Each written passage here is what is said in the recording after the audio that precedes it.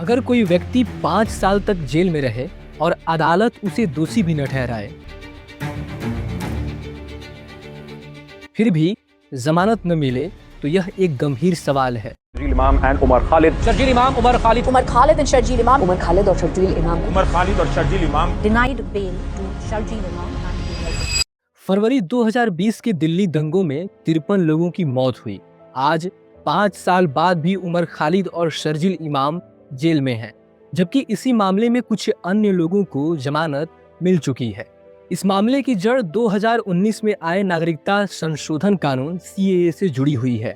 सरकार ने कहा कि यह कानून पड़ोसी देशों में सताए गए अल्पसंख्यकों को नागरिकता देने के लिए है, लेकिन देश के एक हिस्से को डर था कि नागरिकता को धर्म से जोड़ना भविष्य में खतरनाक हो सकता है। इसी वजह से CAA के खिलाफ विरोध शुरू हुआ। शुरुआत में यह विरोध शांतिपूर्ण था। महिलाएं धरनों पर बैठी थीं, छात्र संविधान पढ़ते दिख रहे थे, संविधान बचाओ जैसे नारे लग रहे थे। लेकिन फरवरी 2020 में उत्तर पूर्वी दिल्ली में हिंसा भड़क उठी। आगजनी और पत्थरबाजी में 53 लोगों की जान चली गई। इसके बाद पुलिस ने दावा किया कि यह हिंसा अचानक नहीं बल्कि पहले से रची गई साजिश थी। इसी साजिश के आरोप में उमर खालिद और शर्जील इमाम को गिरफ्तार किया गया। दोनों JNU से जुड़े रहे हैं और CAA विरोध के दौरान अपने भाषणों के कारण चर्चा में थे।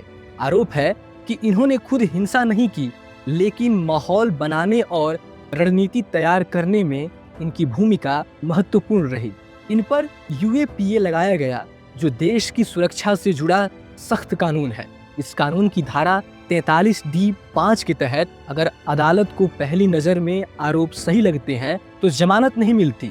सुप्रीम कोर्ट ने कहा कि उमर खालिद और शर्जील इमाम की भूमिका बाकी आरोपियों से ज्यादा गंभीर है, इसलिए इन्हें जमानत नहीं दिया जा सकता।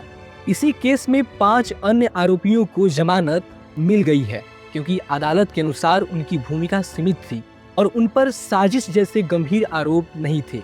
हालांकि कोर्ट ने यह भी कहा है कि अगर ट्रायल बेवजह लंबा चलता है तो भविष्य में जमानत पर दोबारा विचार किया जा सकता है।